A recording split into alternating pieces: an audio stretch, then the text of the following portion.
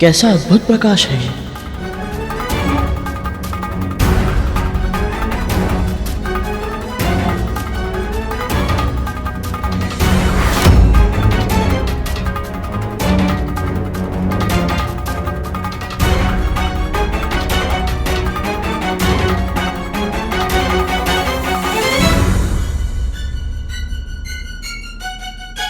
ये ऋषि आकार में इतने छोटे हैं,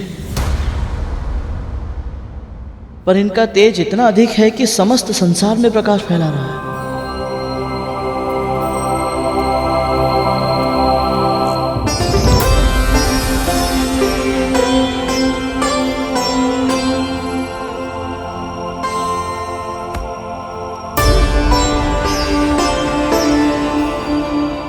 प्रणाम ऋषि श्रेष्ठ।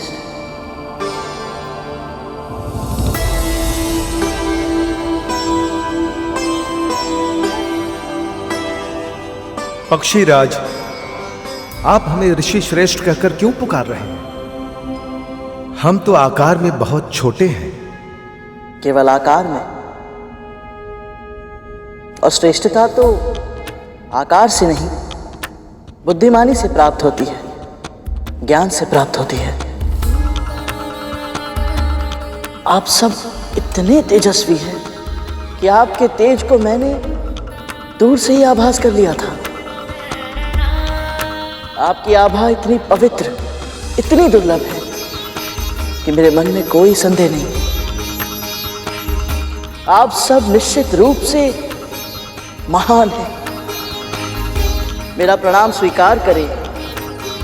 बहुत कम प्राणी हैं जो हमारे तेज का आभास करने में सक्षम है। यह तो तुम्हारे उत्तम पालन पोषण और संस्कारी व्यक्तित्व का प्रमाण है। धन्य है तुम्हारे पिता महर्षि कश्यप और धन्य है तुम्हारी मां विंता, जिन्होंने ऐसे निष्ठावान और सद्गुणी पुत्र को जन्म दिया। अधिकतर प्राणी शक्ति प्राप्त करते ही पहले अभिमानी हो जाते हैं, फिर अज्ञानी, किंतु तुम्हारे साथ ऐसा नहीं है। तुम इतने शक्तिशाली होने के बाद भी न केवल स्वयं से दुर्बल व्यक्तियों के प्रति संवेदनशील हो, बल्कि तुम्हें इस बात का भी आभास है कि छोटे से छोटे प्राणियों में भी कोई न कोई विशेष शक्ति अवश्य होती है। इसलिए हम सब तुम्हें आज अणिमा और महिमा का वरदान देना चाहते हैं। अणिमा वह सिद्धि है पुत्र, जिससे तुम अपना आकार जितना छोटा चाहो कर सकते हो,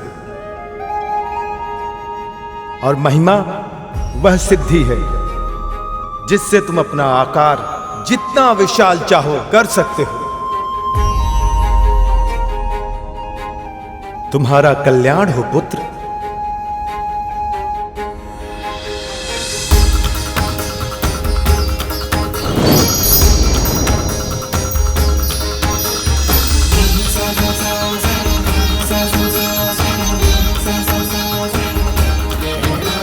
मैं धन्य हुआ ऋषि श्रेष्ठ।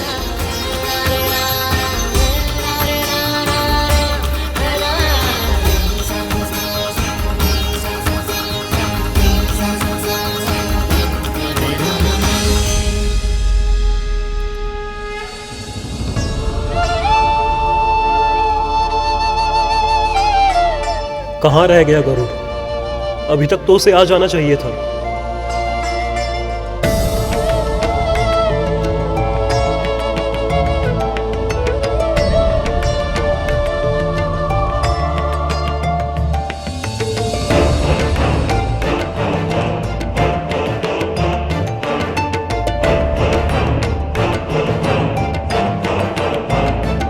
मैं जब भी गरुड़ को देखता हूँ मुझे लगता है जैसे माँ स्वयं मेरे समक्ष है। वही सौम्य भाव, वही निर्मल स्वभाव, गरुड़ सत्य में माँ का प्रतिबिंब है।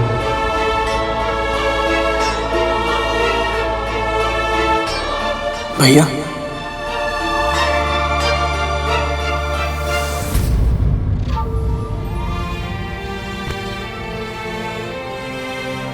अपने छोटे भाई को आशीर्वाद नहीं देंगे?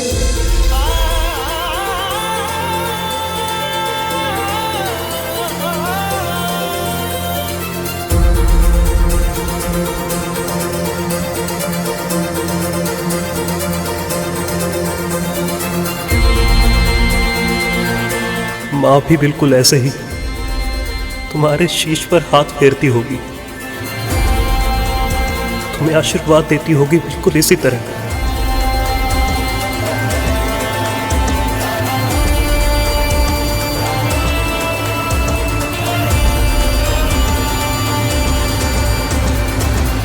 और कभी कभी बिल्कुल ऐसे ही स्नेह से तेरे गालों को सहलाती होगी।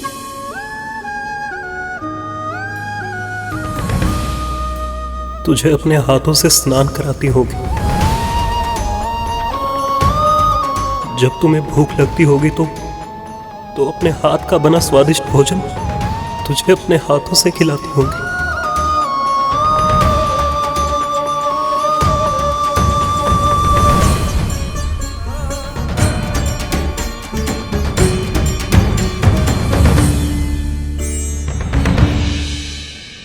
माँ के स्पर्श को अनुभव कीजिए भैया, आपको अच्छा लगेगा।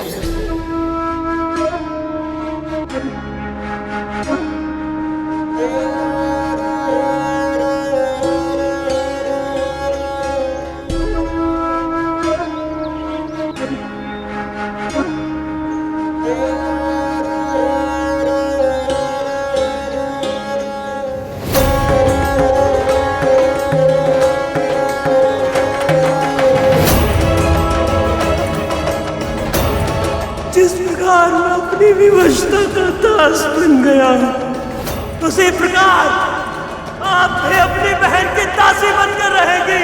ये श्राप है मेरा।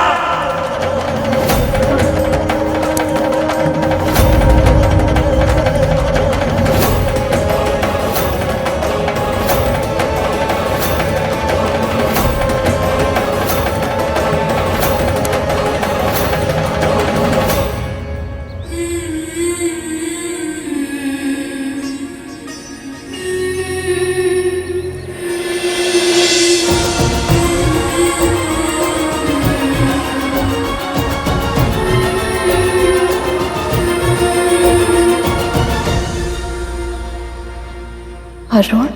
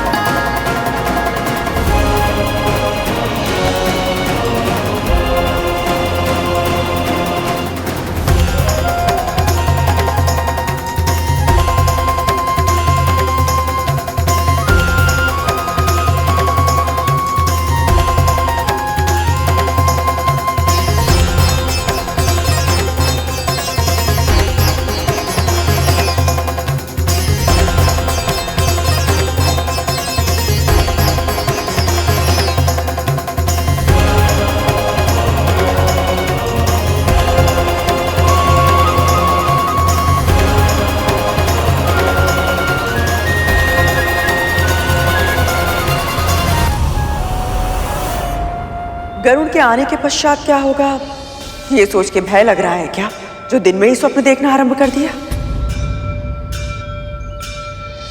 क्या हुआ? वही जो आपने कहा महारानी, दिन में ही स्वप्न देख रही थी मैं।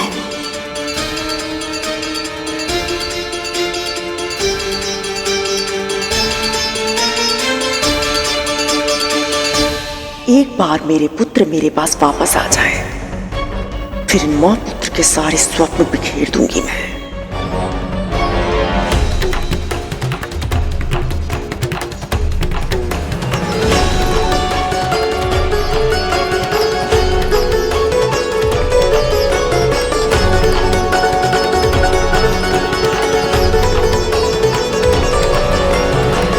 स्वप्न ही सही, मुझे यह आभास तो हुआ कि मेरा परिवार बिखरा हुआ नहीं है।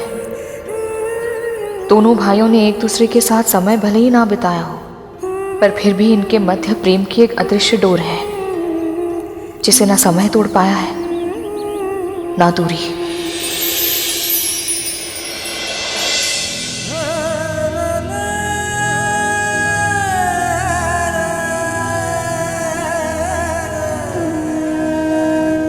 आज तुझे अपने इतने पास देखकर अपने हृदय से लगाकर ऐसा लगा जैसे मां को हृदय से लगा लिया हो। शब्दों में वो सामर्थ्य ही नहीं है गरुड़, जिनमें मैं बता सकूं कि आज मैं कितना प्रसन्न हूं। मेरे जन्म के बाद मैंने मां को जो श्राप दिया था, उसके बाद तो मां मुझे माँ आपसे बहुत स्नेह करती है भैया। जितना आपका मन उनसे मिलने के लिए आतुर है, उससे कहीं अधिक व्याकुल है उनकी आंखें आपको निहारने के लिए। तो भैया देखिएगा, जब आप माँ के सामने आएंगे ना, तो माँ मुझे भी भूल जाएंगी। आपके सामने मेरा स्नेह कुछ भी नहीं है ना, इसीलिए। तेरे इन शब्दों ने मेरी बहुत बड़ी चिंता दूर कर दी गरुड़। चिंता? कौन सी चिंता? गरुड़, इस संसार में जितने भी बड़े भाई होते हैं ना, सब एक से होते हैं। अपने छोटे भाई की सुरक्षा तो करते हैं, किंतु उन्हें सताने में, उन्हें तंग करने में हमें और भी अधिक आनंद प्राप्त होता है। मुझे लगा कि हमने अपना बचपन साथ में नहीं बिताया, साथ में खेले नहीं, साथ में शरारतें नहीं की, तो कहीं ऐसा तो नहीं कि औपचारिकता की छाया हमारे संबंध को पूरी तरह से ढक ले और हमारे मध्य वो भाइयों वाला विशेष नाता वो कभी बन ही ना पाए। पर तू जिस तरह मुझसे अकारण ही चिढ़ रहा है, उसे देखकर लगता है कि दूर होने के बाद भी हमारे बीच जो संबंध है वो विशेष नहीं, अति विशेष है गरुड़। तू जानता है गरुड़, माँ और पिताजी चाहते थे कि उनके दोनों पुत्र माता पिता की भक्ति के आदर्श बने। अवश्य ही मेरे पिछले जन्मों के कर्म रहे होंगे कि मैं उनका ये स्वप्न पूरा करने में समर्थ नहीं हूं। पर तू है गरुड़, इसीलिए तुझे माँ, पिताजी और मेरे लिए अपने जीवन के लक्ष्य को प्राप्त करना ही होगा गरुड़। माँ को दास्ता के बंधन से मुक्त करवाना ही होगा तुझे।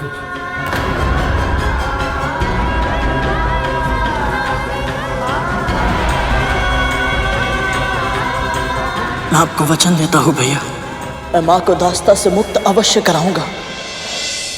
वचन देता हूँ मैं।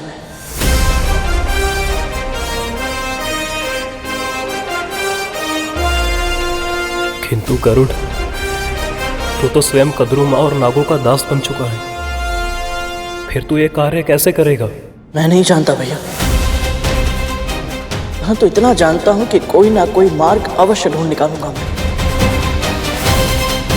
बस किसी तरह बड़ी माँ प्रसन्न हो जाए तो हो सकता है उनका मन भी बदल जाए। इसीलिए तो मैं यहाँ तक आया हूँ, ताकि उनकी इच्छा पूरी हो पाए। तब तो मुझे तेरा समय बिल्कुल भी व्यर्थ नहीं करना चाहिए। जा, शीघ्र जा और सूर्य देव से भेंट कर।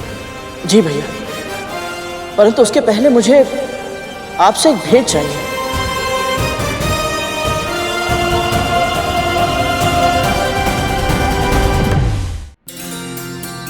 पहली बार मेरे छोटे भाई ने मुझसे कुछ मांगा है। बोल, क्या चाहिए तुझे? भैया, जब से आप माँ से दूर गए हैं ना, माँ प्रतिदिन भोर की लाली माँ में आपको देखती है और उसकी बूंदों में आपकी पीड़ा अनुभव करती है। वो किसी से कुछ नहीं कहती, पर मैं जानता हूँ भैया कि माँ आपसे मिलने के लिए तरस रही है, आपको हृदय से लगाना चाहती है वो। इसलिए भैया आपको घर आना होगा।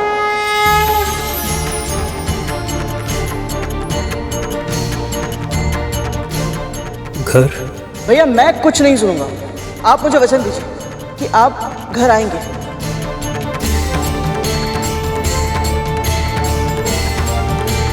शीघ्र दीजिए वचन।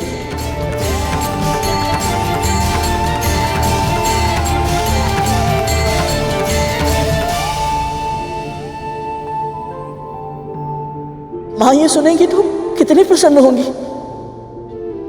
हम आपकी प्रतीक्षा करेंगे भैया। आज्ञा दीजिए।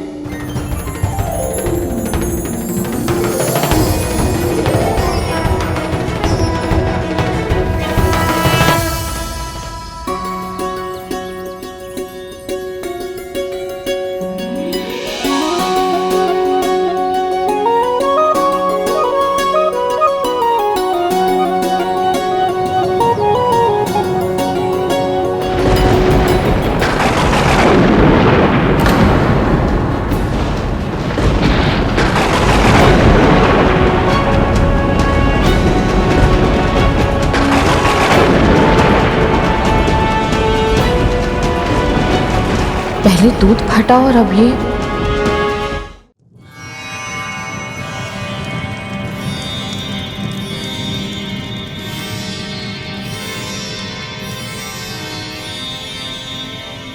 प्रणाम सूर्यदेव। यशस्वी भव। मैं तुमसे बहुत प्रसन्न हूं पक्षीराज। बताओ क्या इच्छा है तुम्हारी? अपनी बड़ी माँ की इच्छा पूरी करना, उन्हें प्रसन्न करना ही मेरी वास्तविक इच्छा है सूर्यदेव। इसीलिए तो मैं यहाँ आया हूँ, उनके लिए सूर्य पुष्प लेने। सूर्य पुष्प तो एक माध्यम है गरुड़। क्या तुम जानते हो तुम्हें यहाँ क्यों भेजा है कद्रु ने? संभव है वो मेरी परीक्षा ले रही हूँ। मैं अभी अभी उनका दास बना हूँ, तो हो सकता है वो मुझे जांच रही हूँ कि मैं उनके आदेश का पालन करते हुए अपने प्राणों को संकट में डालूंगा या नहीं। पर तुम जिस इच्छा से यहाँ तक आए हो वो मैं पूरी नहीं कर सकता गरुड़। मैं तुम्हें सूर्य पुष्प नहीं दे सकता।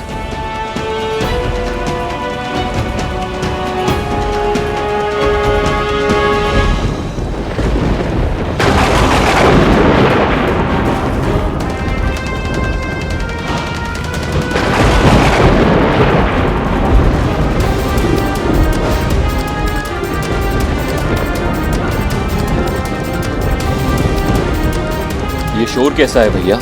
अपशगुन का स्वर ऐसा ही होता है काली। इसका कारण पता करना होगा। ऐसा लग रहा है जैसे बादल फट गया हो। चलिए देखते हैं।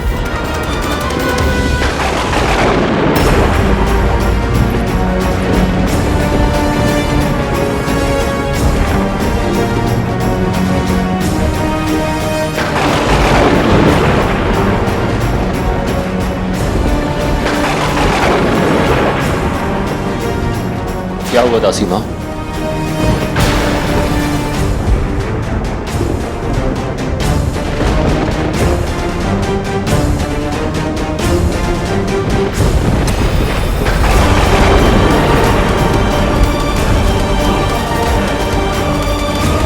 ये तो नागबाई है, ऐसे नीचे कैसे आ रहे हैं?